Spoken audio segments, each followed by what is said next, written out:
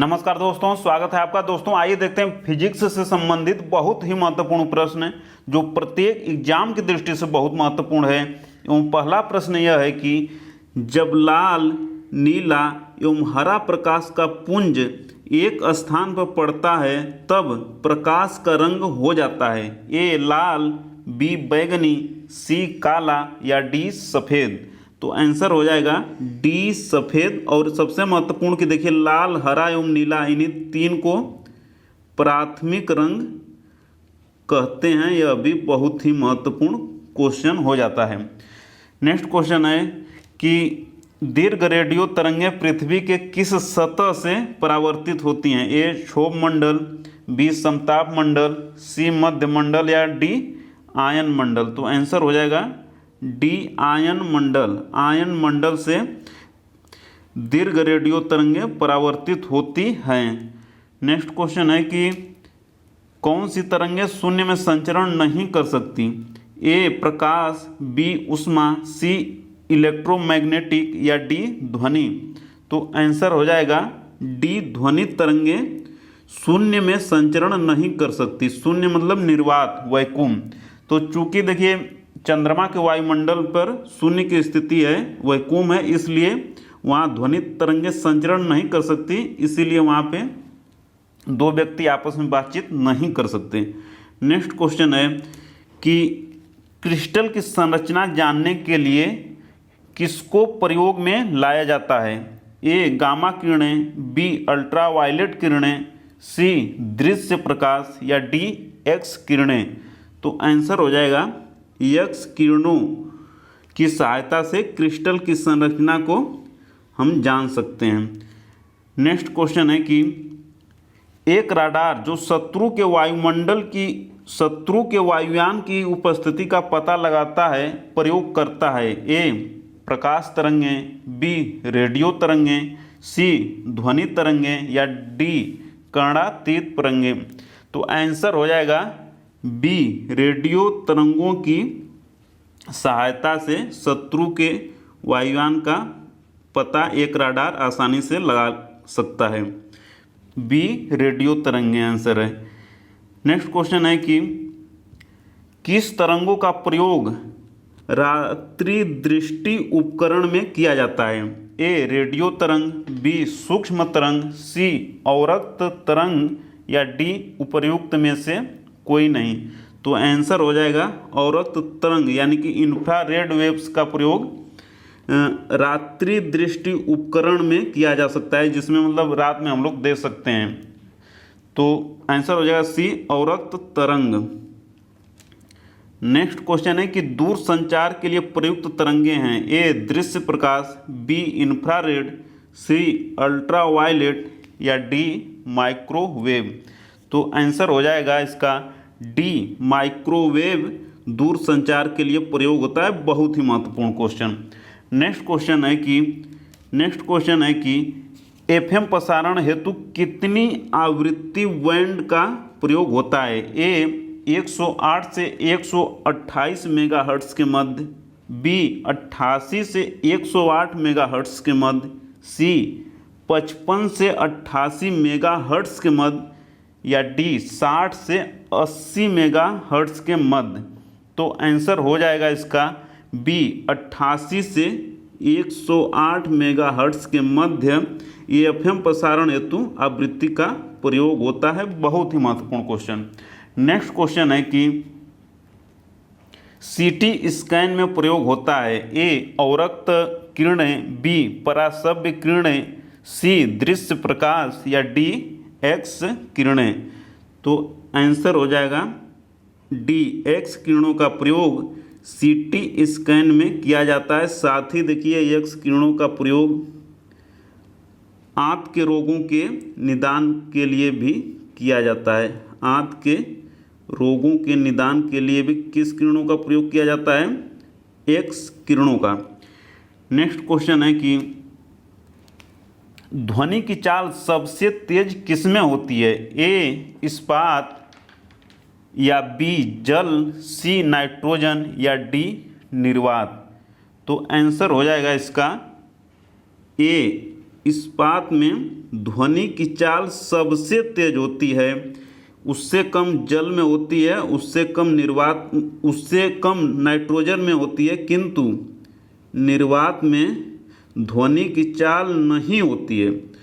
तो क्वेश्चन है कि ध्वनि की चाल सबसे तेज किस में होती है? आंसर हो जाएगा इस्पात में होती है। ध्वनि की चाल किस में नहीं होती है? तो निर्वात में ध्वनि की चाल नहीं होती है। और एक क्वेश्चन यह भी, अगर ये इस्पात, जल और नाइट्रोजन या निर्वात न दे के दिया है कि ध्वनि की चाल सबसे तेज किस में होती है, तो ऑप्शन एक ये भी बन सकता है कि ठोस में होती है। उसके बाद किस में होती है? तो ठोस के बाद द्रव में होती है, और द्रव के बाद गैस में होती है, यह भी है। तो ध्वनि की चाल सबसे तेज किस में होती है? इस्पात में होती है। या ध्वनि की चाल सबसे तेज किस में होती है? तो ठोस में होती है। इसको भी ध्यान में रखना है। नेक्स्ट क्वेश्चन है, यहाँ थोड़ा मिस प्रिंट है। तो नेक्स्ट क्वेश्चन है कि ध्वनि तरंग एक माध्यम से दूसरे माध्यम में जब जाती है तब कौन सी राशि अपरिवर्तित रहेगी? इसके आगे का मिस प्रिंट है।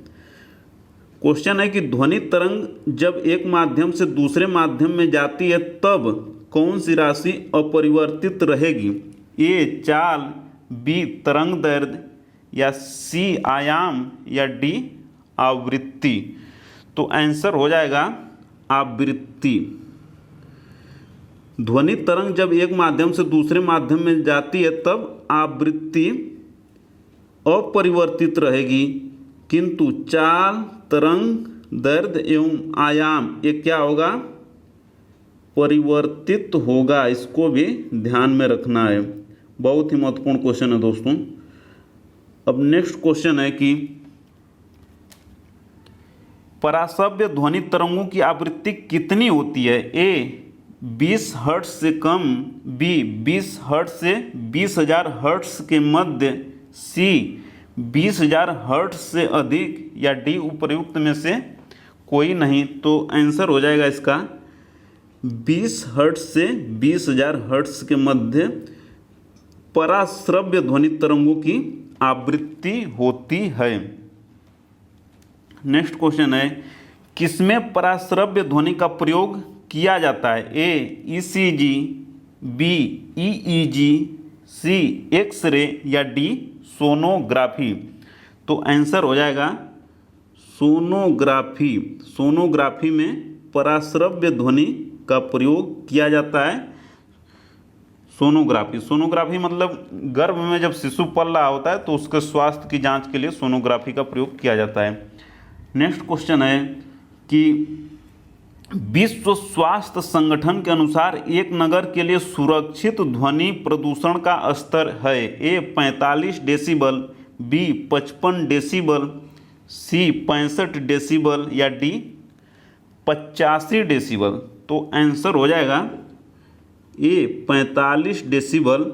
विश्व स्वास्थ्य संगठन के अनुसार एक नगर के लिए सुरक्षित ध्वनि प्रदूषण है।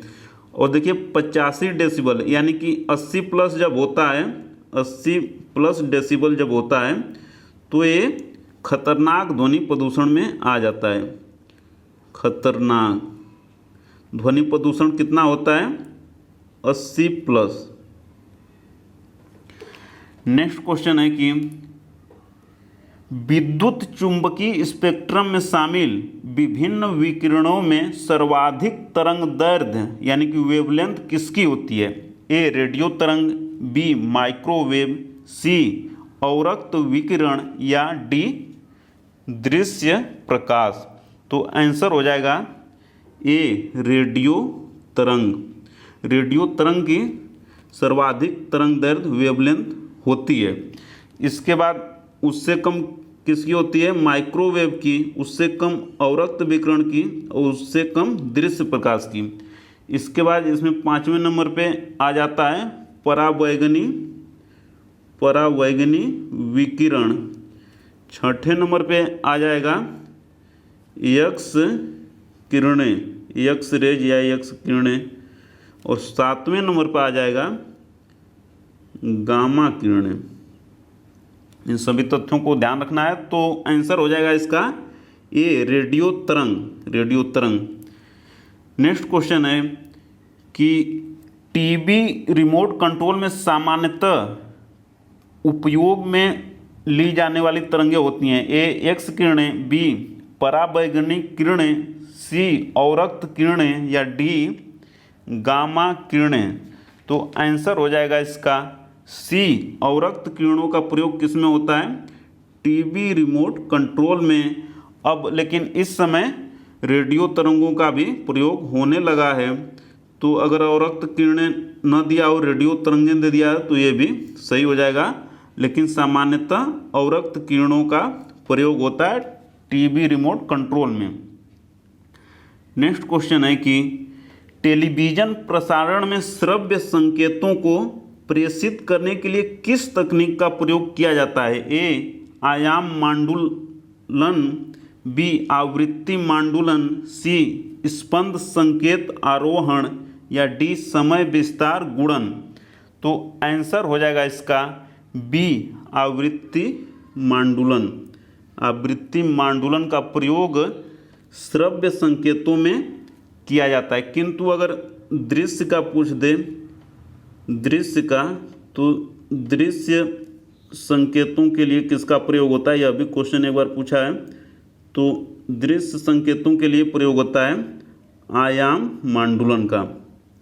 नेक्स्ट क्वेश्चन है कि डायनमो का क्या कार्य है? ए, विद्युत ऊर्जा को यांत्रिक ऊर्जा में बदलना, बी, यांत्रिक ऊर्जा को विद्युत ऊर्जा में बदलना, सी, विद्युत ऊर्जा को रासायनिक ऊर्जा में बदलना, या डी, रासायनिक ऊर्जा को विद्युत ऊर्जा में बदलना। तो आंसर हो जाएगा इसका बी, यांत्रिक ऊर्जा को विद्युत ऊर्जा में बदलना। यानी कि जो मैकेनिकल एनर्जी होती है उसको किस में बदलना?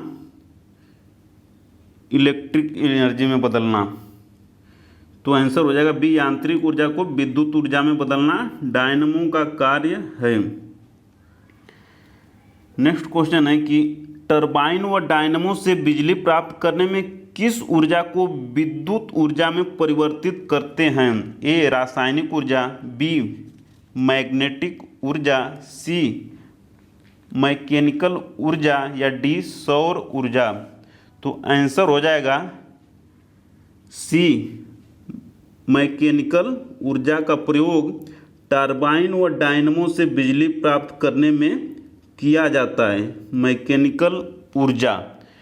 नेक्स्ट क्वेश्चन है कि सर्वाधिक विद्युत चालकता किसमें होती है? ए, चांदी, बी, तांबा, सी, एल्यूमिनियम, या डी, लोहा। तो आंसर हो जाएगा ए, सर्वाधिक विद्युत चालकता किसमें होती है? तो ये चांदी में होती है, उससे कम तांबा में, उससे कम एल्युमिनियम में, और उससे कम लोहा में। चूँकि चांदी और तांबा बहुत महंगे होते हैं, इसलिए विद्युत जो तार होते हैं वो एल्युमिनियम के बनाए जाते हैं। लेकिन सर्वाधिक विद्युत चालकता किसकी होती है, किसमें होती है? तो चांदी। तो आज इतना ही दोस्तों, मिलते हैं जल्द ही अगली वीडियो में। तब तक वीडियो को अंत तक देखने के लिए, लाइक, शेयर, कमेंट और सब्सक्राइब करने के लिए आपका प्रेम पूर्वक बहुत बहुत धन्यवाद दोस्तों, बहुत बहुत धन्यवाद।